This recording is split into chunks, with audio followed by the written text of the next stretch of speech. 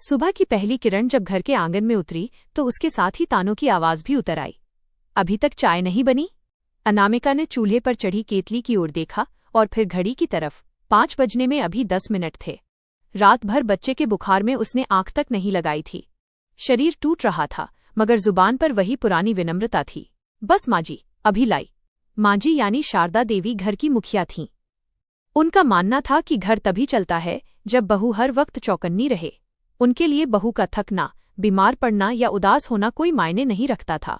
अनामिका इस घर में आए 15 साल हो चुके थे मगर आज भी वो खुद को नई बहू ही महसूस करती थी, हर परीक्षा में खड़ी।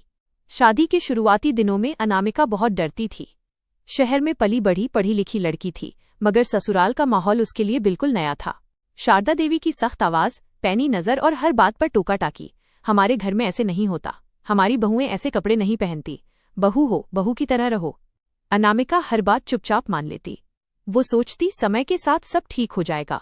विनय, उसका पति, शुरू में कहता था, माँ थोड़ी सख्त हैं मगर दिल की बुरी नहीं है। अनामिका मुस्कुरा देती।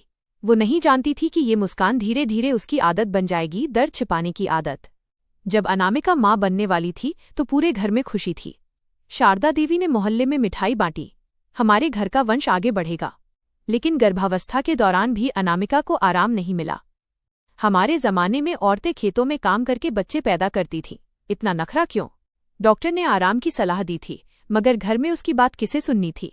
जब बेटा आरव पैदा हुआ तो शारदा देवी ने बच्चे को गोद में उठाते ही कहा, अच्छा है बेटा हुआ, वरना पता नहीं क्या होता। अनामिका के दिल में कुछ टूट गया मगर उसने कुछ कहा नहीं। वो बस अपने बच्चे को देखती रही। आरव के पैदा होने के बाद तकरार और बढ़ गई। बच्चे को ऐसे नहीं गोद में लेते, दूध ठीक से पिलाओ, तुम्हें कुछ नहीं आता। हर काम में कमी निकालना शारदा देवी की आदत थी। एक दिन अनामिका ने हिम्मत करके कहा, माँ जी, डॉक्टर ने कहा है बच्चे को ज्यादा गर्म कपड़े मत पहनाइए। शारदा देवी की आंखें तमतमा गईं। डॉक्टर बड़ा समझदार हो गया है, मैंने 3 बच्चे पाले हैं। विनय ने बीच बचाव करने की कोशिश की मगर अंत में कहा, माँ की बात मान लो अनामिका। उस दिन अनामिका समझ गई ये लड़ाई अकेली उसकी है। अनामिका ने बोलना कम कर दिया। उसे लगा बोलने से हालात बिगड़ते हैं। शारदा देवी अक्सर पड़ोस में कहती, आजकल की बहुएं बस आराम चाहती हैं। अनामिका सुन लेती मगर चुप रहती। रात को वो आरव को सीने से लगाकर सोचती, मैं माँ हूँ, मुझे मजबूत होना होगा। लेकिन मजबूती के नाम पर वो खुद को ही खोती जा रही थी। आरव बड़ा होने लगा। वो माँ से ज्यादा दादी के करीब था क्योंकि दिन भर वही उसके साथ रहती थीं। शारदा देवी अक्सर आरव के सामने कहती, तुम्हारी माँ को कुछ नहीं आता, दादी के पास रहो, वही सही सिखाएगी। अनामिका का दिल हर बार छलनी हो जाता मगर वो आरव के सामने कुछ नहीं कहती। उसे डर था कहीं बेटा उससे दूर न हो जाए। एक दिन आरव ने मासूमियत से कहा, मम्मी, दादी कहती हैं आप ठीक से खाना नहीं बनाती। अनामिका मुस्कुरा दी मगर उस मुस्कान के पीछे आंसू थे। समय के साथ अनामिका की तबीयत गिरने लगी। सीने में दर्द, थकान, चक्कर, सब आम बात हो गई। एक दिन वो रसोई में बैठ गई। शारदा देवी ने ताना मारा, अब नाटक शुरू हो गया। बहू का शरीर तो कागज का होता है। विनय ने भी कहा, थोड़ा सहन करना सीखो। अनामिका ने सोचा, मैं कब से सहन ही तो कर रही हूं। एक दिन डॉक्टर ने साफ कह दिया, इन्हें आराम चाहिए वरना हालात बिगड़ सकते हैं। शारदा देवी भड़क उठीं। आराम? बहू को बहाना मिल गया। उस रात अनामिका ने पहली बार आवाज उठाई, माँ जी, मैं भी इंसान हूं। घर में सन्नाटा छा गया। शारदा देवी ने तीखे स्वर में कहा, तो क्या मैं दुश्मन हूं? अनामिका की आवाज फिर टूट गई। वो जानती थी अब भी कोई उसे नहीं समझेगा। अनामिका ने लिखना शुरू किया। हर रात सबके सोने के बाद।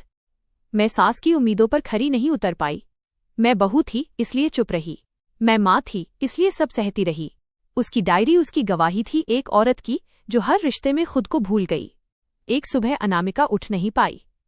अस्पताल ले जाया गया। डॉक्टर ने सिर झुका लिया।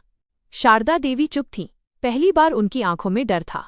अनामिका ने आखिरी बार आरव को देखा। बेटा, किसी औरत की खामोशी को उसकी कमजोरी मत समझना।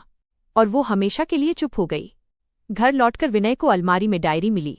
उसने शारदा देवी को भी पढ़ने को दी। हर पन्ने के साथ शारदा देवी की आंखें भर आतीं। उन्हें एहसास हुआ जिस बहू को उन्होंने कमजोर समझा उसने पूरा घर संभाला था। आरव ने डायरी बंद करते हुए कहा, दादी, मम्मी बहुत मजबूत थीं।